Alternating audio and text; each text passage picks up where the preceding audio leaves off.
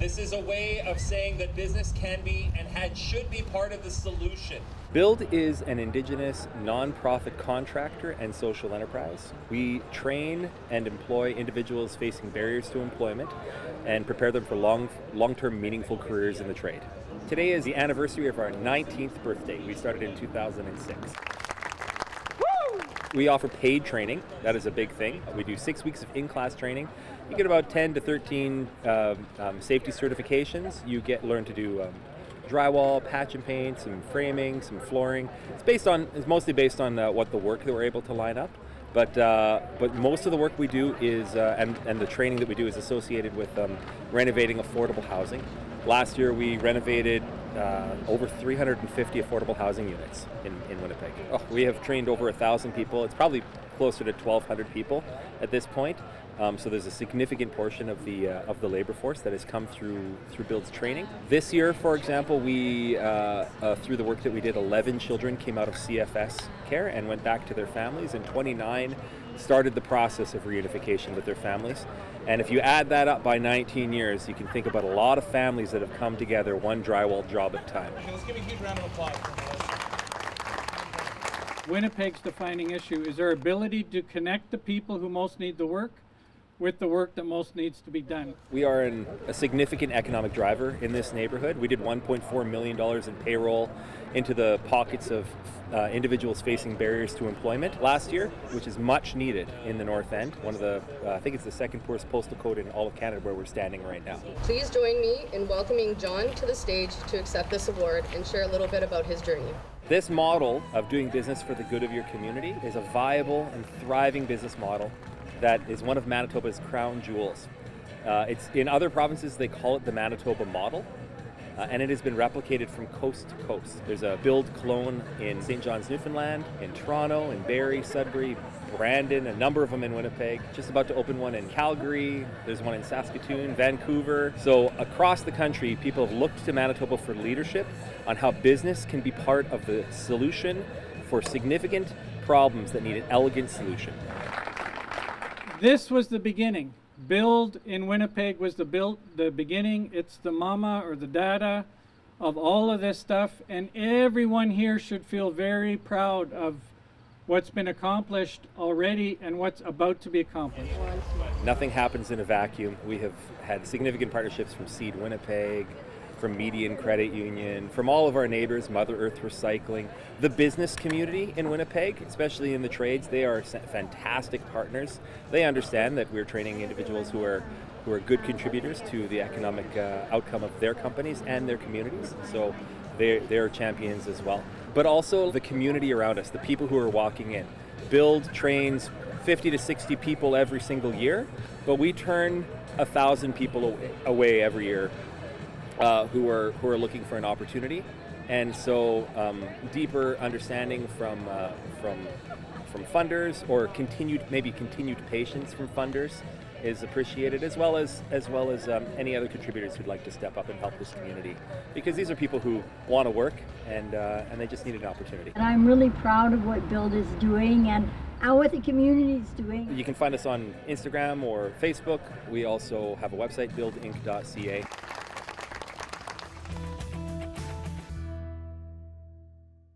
So this is 5 years of amazing support, and you guys should all be proud of yourselves for coming here today. Today is our 5th annual Indigenous Women and Girls Run. We have a 2K and a 5K, so racers come and enjoy the day with us. We start with our opening ceremonies. We have an elder starting the day off with an opening prayer in a good way. We have drummers and dancers.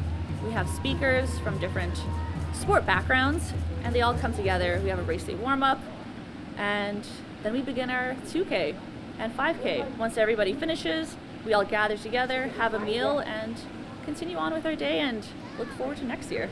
And I wish you all nothing but good energy, good medicine, and good vibes with this beautiful weather that we're having this morning. This event was a product of recognizing that women, and Indigenous women and girls in particular, face a lot of barriers, particularly in access to sports and recreation, especially in the remote north and even just all across Manitoba.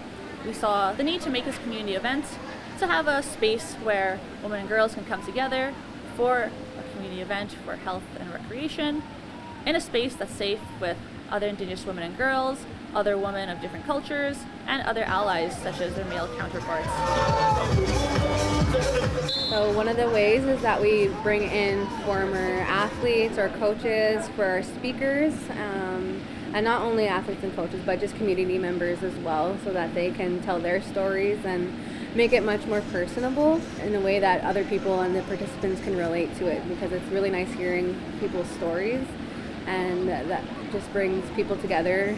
And another way is that this race brings community. It brings a lot of people around, and as you can see, there was the laughter that was involved, and that's really important in our culture, and that's what builds the trust and the camaraderie, and that's a really good event. And then we've broadcasted on social media, and just putting that on social media lets people know that we're here and we're supporting this cause, and that's how it amplifies and raises awareness. So as we walk or run today, remember, everyone matters. You matter, your healing matters. And if I can rise, so can you.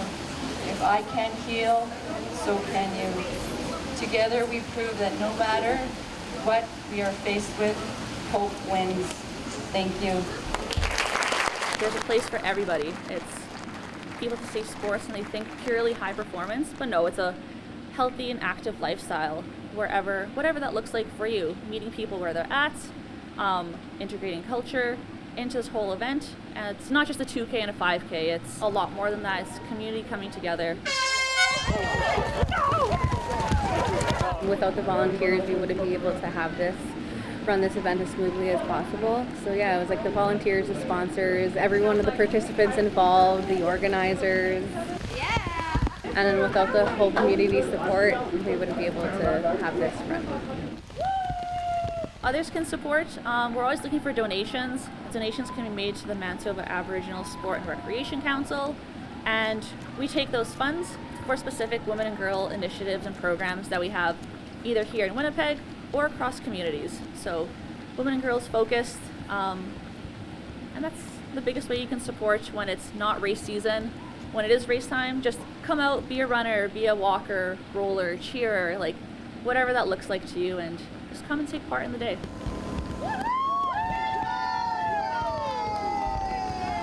I'm just really proud of what this has turned into be. I know from the first year and second year that it started, it was kind of quite small, but it just shows that something small can turn into something really big, and it can turn into something meaningful and impactful. And so we had started from 60, 70 people to 150 people here supporting, and that just makes me really proud to be a part of something so meaningful, especially somebody who participated in sports and who still participates in sports as a coach and as an athlete, and just paving that way for other Indigenous women and girls.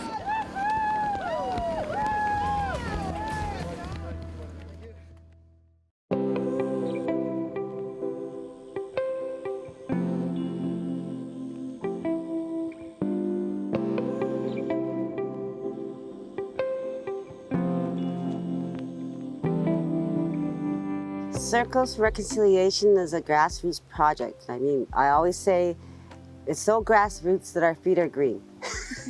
So we started in 2017, and it's a creation of sharing/talking circles. And at one time it was 10 circles for 90 minutes each for 10 weeks. We would change it to 7 weeks to reflect on the cultural teachings of 7.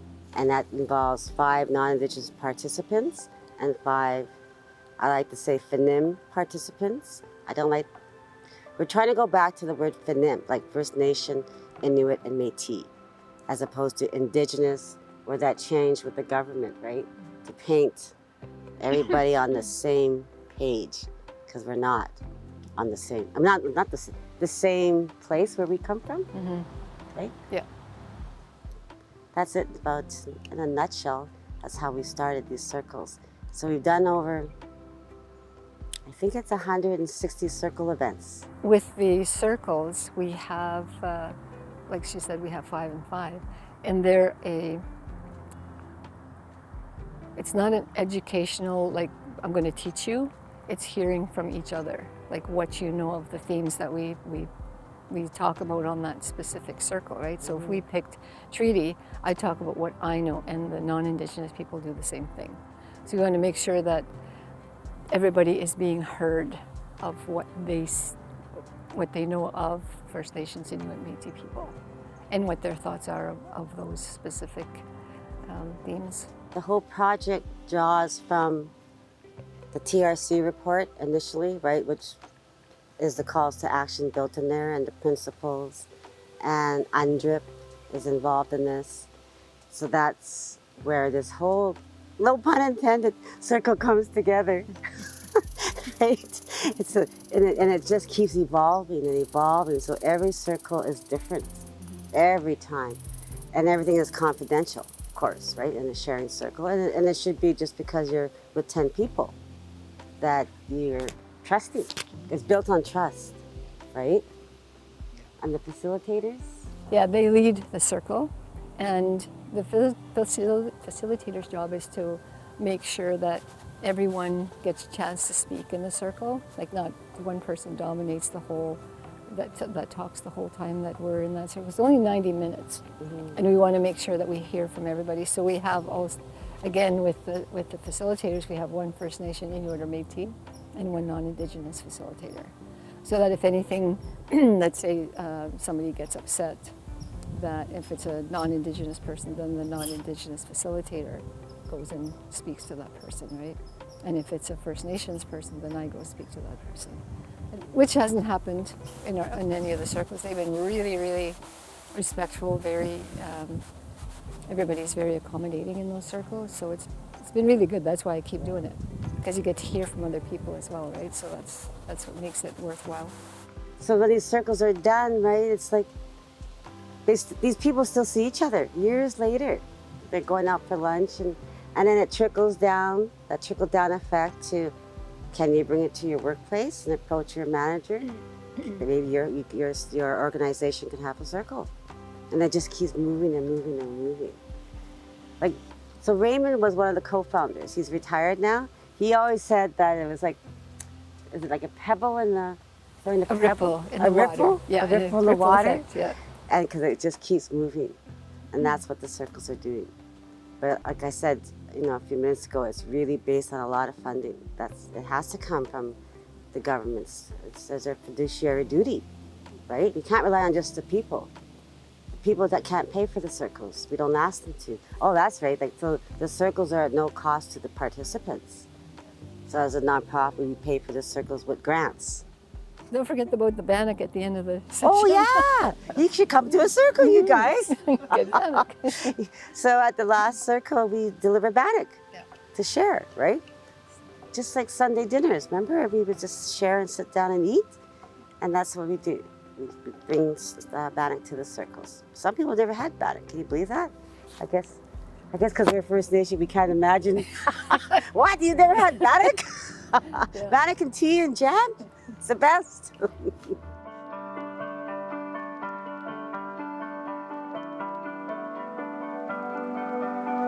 I'm going to say really slow, really, really slow. I mean, when you look at it, First Nations, Inuit, Métis people have been done.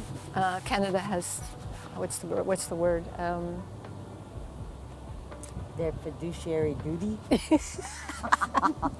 Like, they've been done wrong for 200 years or more, right? Yeah. So it's going to take a long time to work on those, and sometimes those calls to action are not priority, not even with First Nations, Inuit, Métis people. They're not written in policy. That's the Western world, right? Everything has to be written in policy. It's written in stone. And I'll speak for myself, but I know Grace knows this. I always say nothing's written in stone, except your epitaph. So the calls to action are moving, but yes, Grace is correct and right. Of course, like, they're moving too slow. The calls to action, we were just saying this prior, are not a checkbox, right? You got to really read them and understand them. And this doesn't turn off at 4:30 p.m. We're always going. So Grace and I we're working towards, like, we're aging out. It will still be another 100 years. So that's your generation, Kendra, right? And Lizzie, you're in that generation to make that change and remind people or educate people, and you need to participate as a Canadian because you're on shared lands. A lot of people don't understand what that means. And so, and we always say that this is really serious work, but we have to laugh too, right? Because our people have a different sense of humor, and they're strong, right? And they're strong.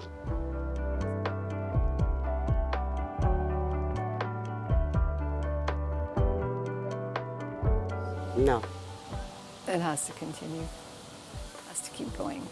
It has to. Like one of the calls to action is with language, right? And that's failing miserably, right? How many of our young people are learning their own language and culture? Like they're bouncing back and forth from, like, oh, there's someone teaching over there, and then they go and get those teachings, but that's not even from their own community, right? So they're missing that community language, community culture. They're missing that piece. Like, if I want teachings, I got to go to my to the Crees. I got to go to the Innuit, right? Whereas the Anishinaabe, the Ojibwe people, they have their own unique culture and teachings and language, right? And that's getting all mixed up. You know what's a good example of that? When everybody's using Miigwech. Yes. Yeah. Right? Yeah. And then we were in a webinar, and it's like someone said, right, Ingrid, does Miigwech mean, is that the language or the word for thank you? Right? And I said, or was it a different word? I'm not sure, but it's an example. I go, well, I'm not, I'm Dakota, so that's not my language. And I'm Cree. Right? It's not mine like, either. Yeah, it's like, we don't know. We gotta ask someone from that tribe, right? That band. And there's so many different dialects, right? In Cree, there's so many dialects. Yeah, there's lots. So it won't never stop. It has to keep moving, right?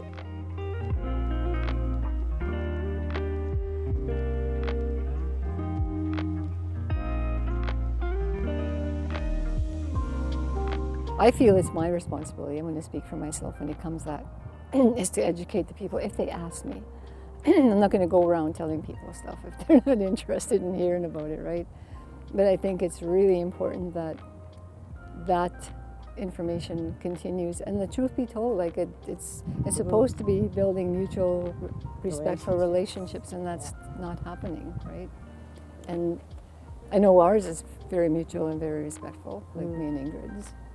Right, because of the work that we do, we have to do that because we have the same message. And we laugh a lot. And my other partner, who's non-Indigenous, the same. Like we have built such a good relationship because we met doing the circles, and we continue to have that conversation. Every question you're asking is just all ties in together. And it's that all people, not just non-Indigenous people, all of us have to participate. And when you're saying, people think, even our people say, why should we speak to them? Why is it on us to educate them? And we say, yes, it's not on the backs of our people to educate the other, whoever, but it's, like Grace said, our responsibility. I speak for myself too, but you should be doing it. I do it for the people I love, right? And for future generations to come. Because we don't want our people walking through Walmart being followed by a floor walker, because that's happening, right? And when we're the first peoples of this country. So we just need to educate more people. And we need our people to do that, right? Not books.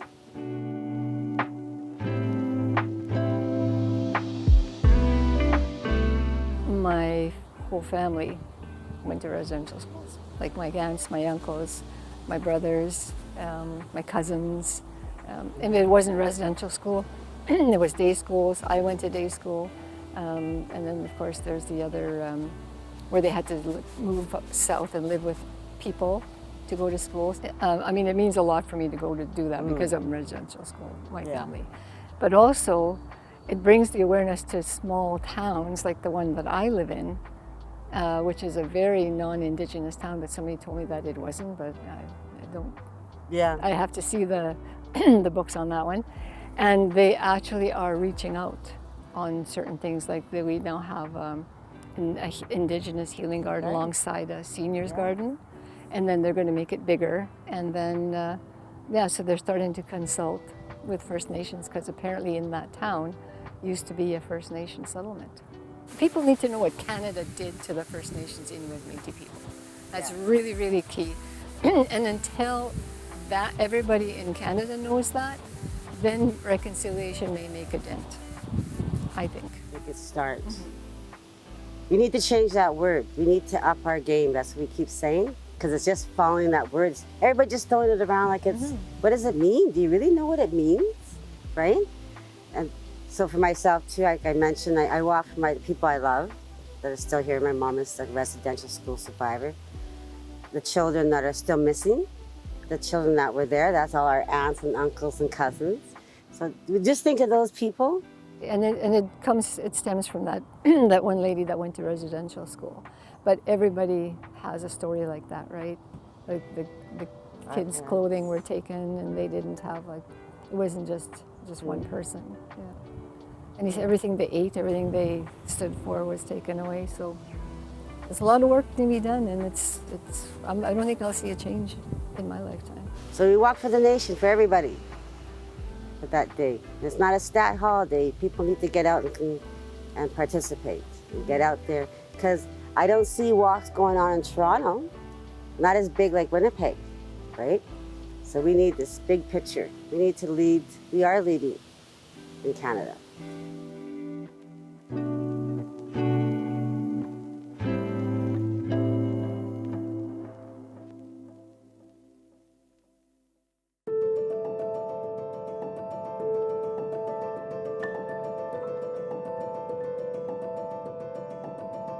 When it comes to the Truth and Reconciliation Commission's 94 calls to action, we have seen moderate progress.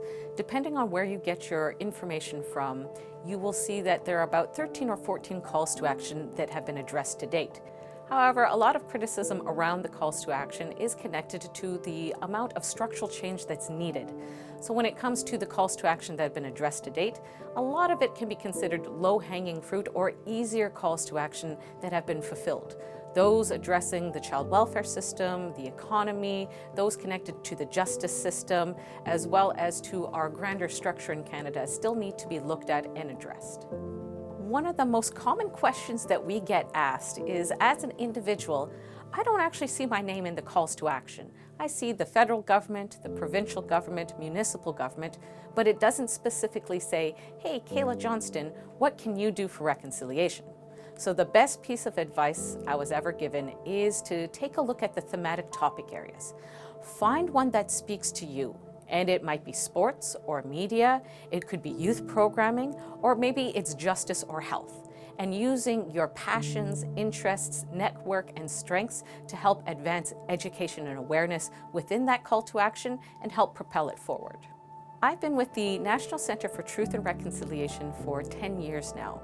And prior to that, I was with the Truth and Reconciliation Commission of Canada. So one of the things I've gotten to do over the year is speak with not only survivors, but intergenerational survivors and communities. So getting to have that firsthand understanding from those individuals, from those communities, I get a better sense as to the status of reconciliation in Canada. And what I always like to share is that when we look at reconciliation as a relationship, oftentimes we're focusing on the big picture because those are important changes, but those changes often happen very slowly. I don't like the topic when it comes to reconciliation is dead. I understand it's a very real criticism for the fact that we have governments and agencies saying one thing but doing another. But I can't discredit the amazing things that I'm seeing happening across Canada, the pockets of reconciliation that are occurring in schools, workplaces, communities, but also in Indigenous and non-Indigenous families. Reconciliation at that micro and meso level is alive and well, and we want to see that increase over time. And how we do that is through education and awareness. So the more people know about the Truth and Reconciliation Commission, about the 94 calls to action, about the history and legacy of residential schools. We can continue on that journey forward, as I mentioned earlier, but also really think about how can I situate myself in a place where I can help others and use that as a means of propelling things forward.